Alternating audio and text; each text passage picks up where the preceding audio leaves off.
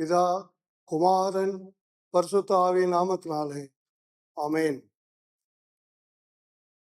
என் சிலுவை எடுத்து என் இயேசுவே இச்சனம் பின் செல்லுவே. என் சிலுவை எடுத்து என் நீலமீதினில் எனக்காய் உயிர் பெற்றீர். இந்நீல மீதினில் எனக்காய் உயிர் பெற்றீர்.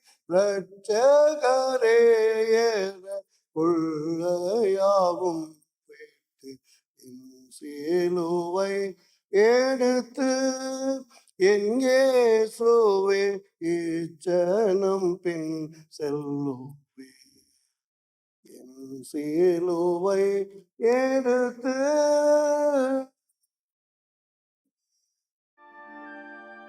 உலக இரட்சகர் இயேசு கிறிஸ்துவின் அன்பின் நாமத்தில் உங்கள் யாவருக்கும் கோவை திருமண்டல நற்செய்தி பணி இயக்கத்தின் சார்பில், டைசசன் போர்ட் ஆஃப் மிஷன் சார்பில் வாழ்த்துவதிலே, கர்த்தருடைய வார்த்தையை பகிர்ந்து கொள்வதிலே நான் அதிக மகிழ்ச்சி அடைகிறேன்.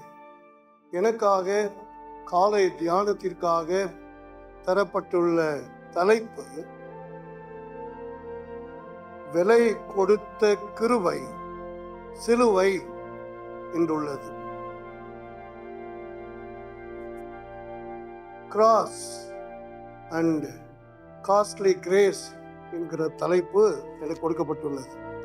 இதற்கான கீவேர்டு ஆதார வசனம் அது லூக்கா எழுதின சுவிசேஷம் 14ஆம் அதிகாரம் 27ஆம் வசனத்திலே அடங்கியுள்ளது. தன் சிலுவையை சுமந்து கொண்டு எனக்கு பின் செல்லாதவன் எனக்கு சீஷனாய் இருக்க மாட்டான். தன் சிலுவையை சுமந்து கொண்டு எனக்கு பின் செல்லாதவன் எனக்கு சீஷனாய் இருக்க மாட்டான். பிரியமானவர்களே, இங்கே 2 மிக முக்கியமான வார்த்தைகள் பதிவிடப்பட்டிருக்கிறது இந்த தலைப்பிலே. ஒன்று கிரேஸ், மற்றொன்று கிராஸ். கிரேஸ் இல்லை என்றால் கிராஸ் இல்லை, கிராஸ் இல்லை என்றால் கிரேஸ் இல்லை. இதை பிரிக்கவே முடியாது. பார், சிலுவை என்பது இயேசுநாதர் காலத்திலே தண்டனை கருவியாக இருந்தது. மிகப்பெரிய கொலை குற்றவாளிகள் தண்டிக்கப்படுவதற்காக வைக்கப்பட்டிருந்ததுதான் சிலுவை. இன்றைக்கு எப்படி தூக்கு கயிறு மரண தண்டனைக்காக குறிக்கப்பட்டு இருக்கிறதோ அதை போல இயேசுநாதர் காலத்தில் சிலுவை தண்டனை கருவியாக இருந்தது. அந்த தண்டனை கருவி இயேசுநாதருக்கு கொடுக்கப்பட்டது. ஏன் கொடுக்கப்பட்டது, எதற்காக கொடுக்கப்பட்டது என்று சொல்வது மிகப்பெரிய விளக்கம் பாருங்கள். ஆனால் ஒன்றை மட்டும் நான் பதிவிட வேண்டும் என்றால், இயேசுநாதர் அந்த தண்டனை கருவியாகிய சிலுவையை எடுப்பதற்கு காரணம் உலக மக்களுடைய பாவ மனுக்குலத்தினுடைய ஒரு பிராயச்சித்தம் அல்லது பரிகாரம் அல்லது ஒட்டுமொத்த மனுக்குலத்தினுடைய கீழ்ப்படியாமை என்றும் சொல்லலாம். பாவ மனுக்குலத்தை மீட்கும் பொருளாக, பாவ விமோசனத்தை கொடுப்பதற்காக, நாம் அடைய வேண்டிய தண்டனையை அவர் பெற்றுக்கொள்வதற்காக பிதாவானவர் தம்முடைய ஒரே குமாரனாகிய இயேசு கிறிஸ்துவை சிலுவையிலே நமக்காக ஒப்பு கொடுத்தார். அதுதான் கிரேஸ். ரோமர் 8:32 நான் அதிகமாக விரும்பின ஒரு வசனம் சொல்லுகிறேன். தம்முடைய சொந்த குமாரன் என்றும் பாராமல் நம் எல்லாருக்காகவும் அவரை ஒப்பு கொடுத்தவர். நீங்களும் நானும் நமக்கு ஒரே மகன் இருந்தால் அவரை எப்படி ஒப்பு கொடுக்க முடியுமா? முடியாது. ஆனால் பிதாவானவர் செய்த தியாகம் மிகப்பெரிய தியாகம். பிதாவானவர் தமக்கிருந்த ஒரே குமாரனை இந்த உலகத்தை மீட்கும் பொருளாக சிலுவை தண்டனையை பெறுவதற்காக அவர் கிருபையாக அளிக்கிறார், ஒப்பு கொடுக்கிறார். ஆகவேதான் தண்டனைக்குரிய அந்த சிலுவை புனித சின்னமாகிறது.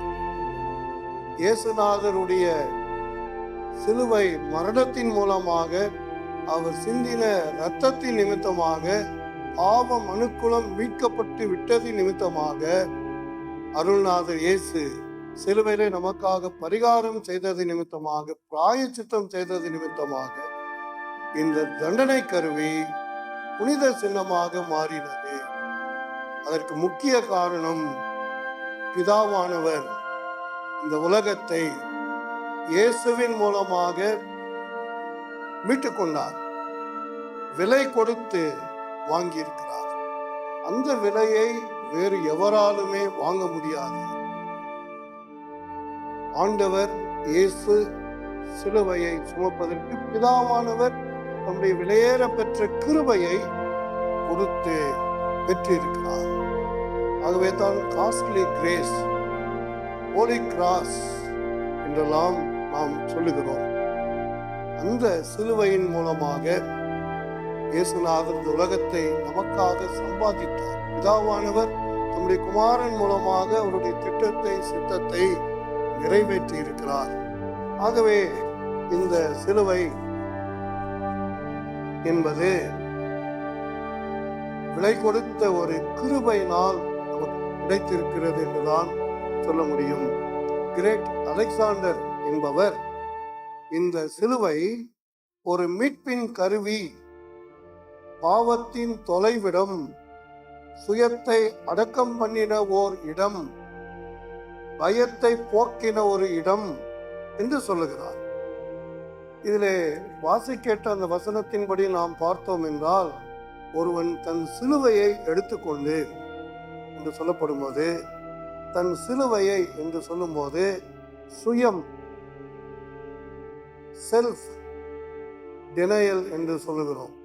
இந்த நாட்களிலே அதை தான் அதிகமாக நாம் திருச்சபைகளிலே முக்கியப்படுத்துகிறோம். சுயத்தை வெறுத்தல், நான் எனக்கல்ல, கிறிஸ்துவுக்கே சொந்தம், அவர் சித்தத்தின்படி செய்ய என்னை ஒப்பு கொடுக்கிறேன் என்பதுதான் சுயத்தை வெறுத்தல், செல்ஃப் டினையல் என்று சொல்லுகிறோம். யார் ஒருவர் சுயத்தை வெறுக்காமல் சுயநலவாதியாக இருக்கிறாரோ அவர் கிறிஸ்துவின் பிள்ளை என்று சொல்ல முடியாது, அல்லது ஆண்டவருடைய உண்மை சீடர் என்றும் சொல்ல முடியாது. பார், ஆகவே சுயத்தை வெறுப்பதுதான் நமக்கு சொல்லப்பட்டு இருக்கிற ஒரு அறைகூவல்.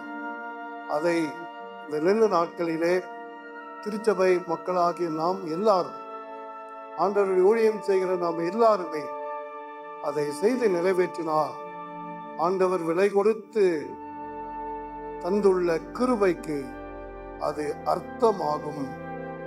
நாம் ஆண்டவரிடத்திலே பாக்கியமான நிலையை பெற முடியும் என்றுதான் சொல்ல முடியும். ஆகவே கிறிஸ்துவின் சிலுவை என்பது ஒரு மனித பாவமும்